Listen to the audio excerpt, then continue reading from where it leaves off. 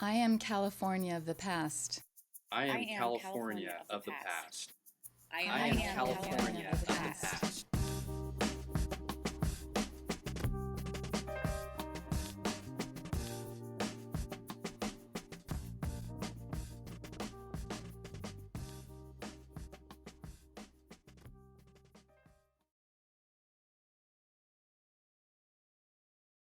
Lowriding has existed in San Jose for more than 65 years. However, it has cultural roots that go back even further. For example, the whole concept of the vaquero, the horsemanship, this goes back to 500 years, this concept.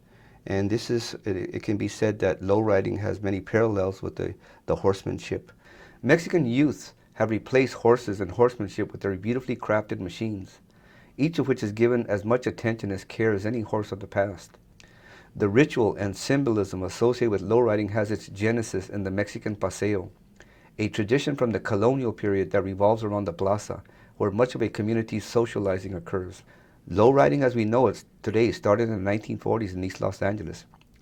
According to Sonny Madrid, the Chicanos of the 1940s were influenced by the Okies from Oklahoma. The Okies and other Midwesterners were the first to customize their cars. The Pachucos, or Chicano youth between the ages of 13 and 21, adopted this idea and added the lowering of the car to eventually make the first lowrider. Cruising customarily took place on a Sunday when no one was working. As with the paseo, it revolved around a central location.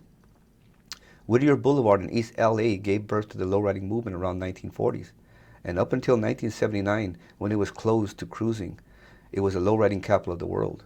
Before long, Phoenix, Albuquerque, San Francisco, San Antonio, El Paso, Denver, Tucson, every major city in the Southwest, as well as many small towns, had a major cruising spot. In San Jose, recalls Henry Dominguez, a longtime activist in the Chicano community, in the 1950s there was cruising on 1st Street and 2nd Street. All the people used to hang out by the Woolworth on 1st. It was a thing of beauty and pride to watch these cars. In the 1960s, cruising took place on Alum Rock Avenue and Alum Rock Park on the east side. In the 1970s, they moved to San Antonio Street and to the parks and to King and Story roads. I remember hanging out with friends and cousins, maybe drinking a beer or two. Someone in the group always had a lowrider. Cruising or lowriding was spontaneous. Lowriding was all about socializing, having a good time, exchanging information on upcoming events, and if you were lucky enough, finding a date for the night. The only threat was from the police, who continually pulled us over and harassed or ticketed lowriders. It was like a game of cat and mouse, even comical at times, as though we were some type of fugitive outlaws when all we were doing was riding around. Eventually, 1979, Whittier Boulevard is closed. However, once Whittier Boulevard was closed, King and Story in East San Jose became the next lowriding capital of the world. On any given weekend day, there were thousands of lowriders cruising. The music of War, Malo, Tower of Power, Santana filled the air. There were women who had car clubs as well, such as the Ladies Dimensions out of Watsonville, the Lady Angels out of Fresno, the Ladybugs, a Volkswagen club, and the New Lifestyle that were around in the 1970s. In the summer of 1977, Sonny Madrid of San Jose founded, published, and edited the first edition of Lowrider, a periodical aimed at the heart and soul of the barrio. The message was unity. Subscription grew up to over 100,000, not only throughout the Southwest, but also in the Midwest, particularly Chicago, and at military bases around the world. For Chicanos, it was the magazine to see and be seen in. When I appeared in Lowrider, I felt like an instant celebrity. Lowriding had that effect on people. No periodical was covering La Raza like Lowrider did.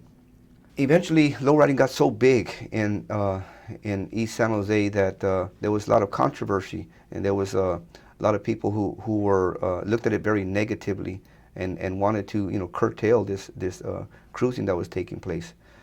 This came from outside the community, but it also came from within the community.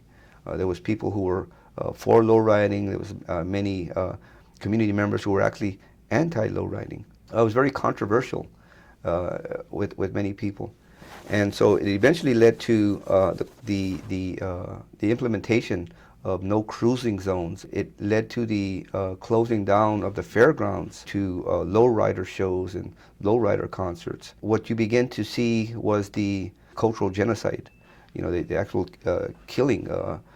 squashing of a particular cultural practice that was central to many Chicanos in San Jose and actually eventually throughout the Southwest and beyond. These days, you don't see too much lowriding.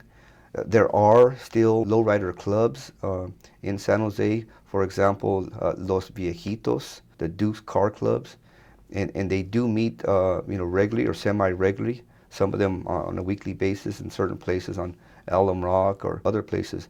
And so you still see it. There's still cruisers out there during the 16th of September festivities, during Cinco de Mayo festivities. You see the cruising that takes place immediately after. Much of the cruisers are out there and they're lowriders.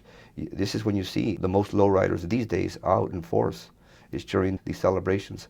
So it's still going on. It's a cultural practice that continues to this day. It's just that it's not as prevalent as it once was back in 1979 into the early 80s.